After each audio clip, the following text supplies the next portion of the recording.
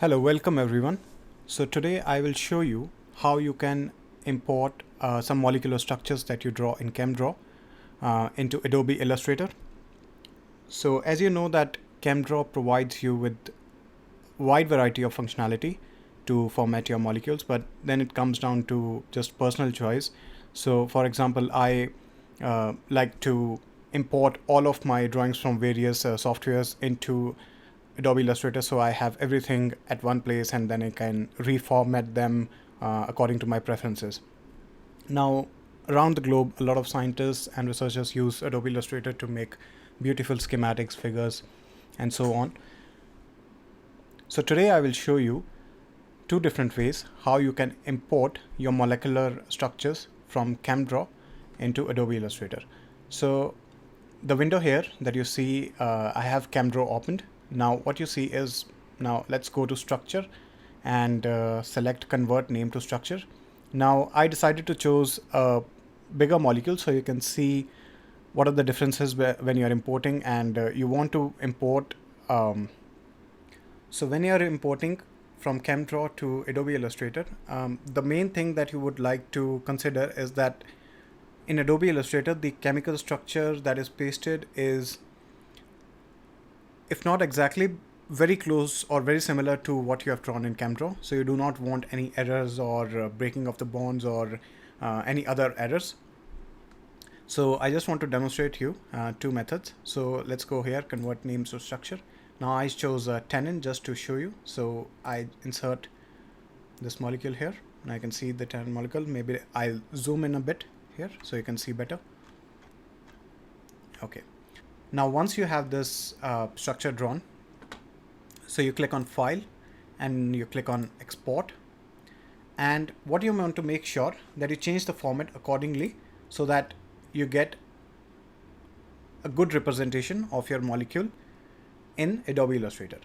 Now if you are familiar with these things, you would know that most of the people prefer to import things as PDF. Now it works here as well, so I will just go ahead and name it like tannin demo and export it. Okay, and then I would also export it as scalable vector graphics. Okay, so we have exported it as PDF and SVG files. So I'll just again name it tannin demo. It says that you cannot edit it. It's fine. Okay, and now you open your Adobe Illustrator. Now we go on File and we click on Place. Now see what happens. So if I choose the PDF file and I place it, now you see that it has pasted along with quite a large border across it, which is like the full PDF document. And what you have to do is you have to click this, and then on the right hand side in the quick actions you would have a release mask option. Okay, if it is not there for some reason, you can go to object and then go to your clipping mask and then release. Okay, so once you have released the mask, you then again need to go to object and click on ungroup. Okay, so once you have ungrouped it, you can remove this outer layer, and then the inner layer is also we need to release that mask as well. So we again go to object, clipping mask, and release. Okay, and now you can delete these outer boundaries, and then you have this structure which you can edit as per your liking. Okay, so this is one way that you can import your chemical structures from ChemDraw into Adobe Illustrator. Now another way that we did was to save it as a vector, scalable vector graphic image. Okay, so now again we go to Place and we select that image, and then we click, just do a single click, and that's it. You see that the image was pasted, and now you don't need to do any releasing of masks or anything. It is just placed as it is. So one thing, if you need to edit any individual elements for some reason, then you can go to object and ungroup. Now you can see that you can select any individual bonds or anything that you might want to do any further editing.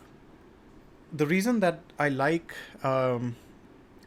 the SVG format a bit better than PDF is that you can see that for some places the PDF document actually messes up the bonds. You can see here. However, for the SVG file, it is much more cleaner. So you get a much more cleaner look of your overall structure as compared to your PDF. So from the two, I usually prefer SVG because in that I think some of the errors which you get in the PDF, it is not present in the SVG format, and the structure is usually much cleaner. So I hope you guys enjoyed this tutorial. Thank you for watching. I'll see you next time.